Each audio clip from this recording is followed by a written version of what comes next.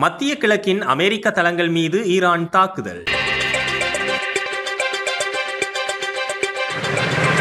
அமெரிக்காவின் அண்மைய தாக்குதல்களுக்கு பதிலடியாக மத்திய கிழக்கில் உள்ள அமெரிக்க தளங்கள் மீது ஈரான் தாக்குதல் நடத்தியுள்ளது. ஈரானை கடுமையாக தாக்கவுள்ளதாக டொனால்டு டிரம்ப் கூறியதை தொடர்ந்து அமெரிக்கா தாக்குதல்களை நடத்தியது. போரை முடிவுக்கு கொண்டு வருவதற்கான ஒப்பந்தத்தை எட்டுவதற்கு ஈரான் அதிக காலம் எடுத்தமையினாலேயே இந்த தாக்குதல்களை நடத்துவதாகவும் அவர் கூறியிருந்தார். இதற்கு பதிலடி கொடுக்கும் விதமாக பஹ்ரைன் மற்றும் குவைத்தில் உள்ள அமெரிக்க இராணுவ தளங்கள் மீது தாக்குதல் நடத்தியுள்ளதாக ஈரான் கூறியுள்ளது. ஈரானின் பதிலடி தாக்குதல்களிலும் இதே இரு தளங்கள் தான் முன்னதாகவும் இலக்காக்கப்பட்டன. சமீபத்திய நாட்களில் இரு நாடுகளுக்கும் இடையே அடுத்தடுத்து தீவிரமடைந்து வரும் இந்த தாக்குதல்கள் கடந்த ஏப்ரல் மாதம் இரு நாடுகளுக்கும் இடையே எட்டப்பட்ட தற்காலிக போர் நிறுத்த ஒப்பந்தத்திற்கு பெரும் சவாலாக அமைந்துள்ளன. அமெரிக்காவின் இந்த சமீபத்திய தாக்குதல்களுக்கு பிறகு ஹோர்முஸ் நீரிணைக்கு அருகிலுள்ள ஈரானின் தெற்கு பகுதி நகரங்களில் வெடிச்சத்தங்கள் கேட்டதாக தெரிவிக்கப்படுகின்றன. இப்பகுதியில் தான் ஈரானின் வான் பாதுகாப்பு, ரேடார் மற்றும் பிற தளங்களை அமெரிக்க படைகள் தாக்கின. இந்த சமீபத்திய மோதலில் ஹோர்முஸ் நீரிணை வழியாக சென்ற 2 எண்ணெய் ஏற்றிச் செல்லும் கப்பல்கள் மீது தாக்குதல் நடத்தியுள்ளதாக